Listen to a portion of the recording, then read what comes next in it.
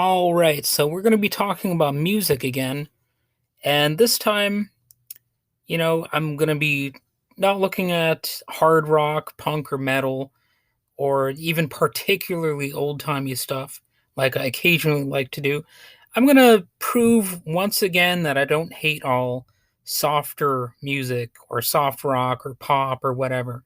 In this case, I'm going to look at Mad World, the classic goth-tinged, new wavy 1980s synth-pop track by Tears for Fears. It's a little bit like Rick Beato, like what makes the song great. You know, um, I'm not quite as compelling as Rick, but hear me out. This song was written by Roland Orzabal and sung by bassist Kurt Smith. So, in case you weren't aware, Michael Andrews and Gary Jules also have a version of this song, which was released to promote the movie Donnie Darko from the year 2001. And that version is actually pretty good too. Some people would prefer it. And there's also a version of that song that appeared in the CBS series CSI Crime Scene Investigation. It might be the same song. I haven't really listened to it. It might be the same recording. But anyway, I'm getting a little sidetracked. As far as like the song itself goes, it didn't win a Grammy Award Song of the Year or anything like that, but the song has certainly not died out over the years. And although some will prefer the Gary Jules version, I think the original has a quirkier vibe while still featuring a memorable pop vocal performance. The two versions definitely sound different, and I do like them both, but the Gary Jules version might be just a little bit too normal and stripped down, I think. And the Tears for Fears version might, for some people, border on maybe being too quirky. So, I mean, there are potential pitfalls to either version. I can still get something from the track, but I would even say it's right on the edge where the music is almost too 1980s ish, too synth heavy, and it kind of distracts from the lyrical content. Whereas the Gary Jules version is, like I said, probably a little too stripped down. But again, to make this complex, I don't hate either version of the track. It's just they kind of border on being, like a little bit too this way or that. But that's the power of music, though. You might not necessarily absolutely love everything about a song, but you can still like the song. It's one of those weird things about music that really not that many people talk about. So Mad World was also remixed into different versions for the single releases. I have not heard all of those, and it should be noted that because of the Donnie Darko version, the song apparently reached the UK top 100 songs of the decade for the years between 2000 and 2009, and it made it into the 53 spot, which is pretty good. So Donnie Darko was definitely good for this song and for the band Tears for Fears. And Mad World was the band's first hit single too. So that's another bit of trivia for you. And the promotional video for Mad World was filmed in the late summer of 1982. And to show I'm such a great researcher, I'm going to cite Wikipedia here, but they say Mad World was inspired by the theories of Arthur Janov, who is the author of The Primal Scream.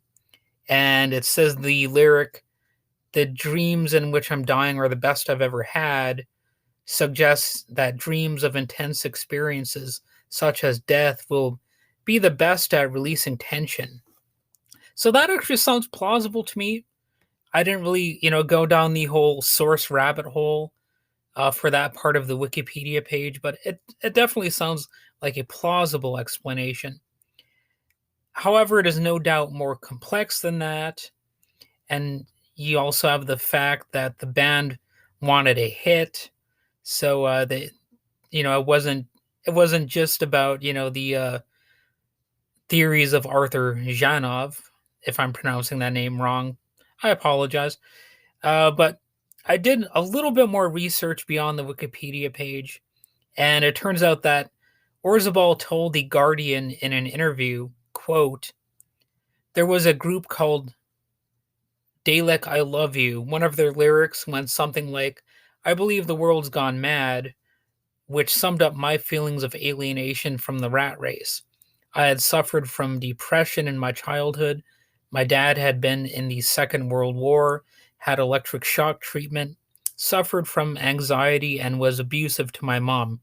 And of course, that's a sign that he's British because he said mom like mom. That's like how you know he's probably a Brit. But anyway, he continues. I kept a lid on my feelings at school, but when I was 18, dropped out of everything and couldn't even be bothered to get out of bed. I poured all this into the song. End quote. And if you want to read that article, it's simply titled Tears for Fears How We Made Mad World. So it goes a little bit more into depth than I'm going to do here. And it's really a good article. And if you really want to know what makes Tears for Fears tick, you can get some insight from that. It's a little bit about witnessing abuse during childhood and how he no doubt suffered due to his father's anger and alienation and all that fun personal stuff. Though, of course, the song may not have been fully intended to be autobiographical. Like, usually songs are a mix of, the personal and the commercial. That's the strange and quirky thing about music, in a context where it's also an industry. So this is one of those songs where even though it hasn't had a huge impact on me, I can respect the influence it's had over the years. And I will forever, when I hear this song, think about this little bit of backstory to it. You know, knowing that it's actually a pretty deep song in that context, right? And the line about dying in dreams is actually sort of a classic line, I think. That's really one of the reasons the song is as successful as it is and why it was a hit song. If you really want a song to catch on, sometimes still one of the best things you can do is actually have a decent, lyric or line as a hook. It's not always about just the music. That's one of the things that, Bob Dylan knows about. He has plenty of iconic lyrics in his songs that are really just as important, if not more important than a lot of the music. So even though I didn't experience the most abuse one could imagine myself, I can still say I had a lot of stuff that happened to me at a younger age, like a lot of people, a lot of messed up stuff or stuff that made me feel conflicted. So I can kind of relate to that backstory. And as I've said before, my own dad was a bipolar, alcoholic Vietnam vet who would regularly threaten to go on shooting sprees. So some aspects of the song are relatable to me thematically, especially after brushing up on its origins and that Guardian article. And I kind of hate to bring up my dad again. I do that often enough on this podcast. It sounds like I'm beating up on the guy, but what can I say? He did have an influence on me, and it wasn't all positive. He wasn't just a villain either, but he definitely wasn't just a good guy. To me, Mad World sort of feels like one of those songs that just kind of came together in a certain way, as it feels pretty organic rather than coming straight from a music industry lab. I mean, it contains some elements that are, it's really hard to pin it down style wise, other than the say new wave and synth pop. But it's got a lot of quirks and curveball moments that a person might not expect. And I think that a lot of modern music kind of lacks that quality. You know, I would say the composition of the song takes a few chances here and there. It's not that wild and crazy, but it's a little bit odd. It's definitely still a pop song, but the quirkiness and the, I guess, darker aspects of it, I would say it makes it sound genuine and beyond mere bubblegum pop simplicity. So, all right, those are basically my thoughts on Mad World, and I might eventually talk about Tears for Fears songs more in depth. I don't know. We'll see about that, but yeah, have a good day.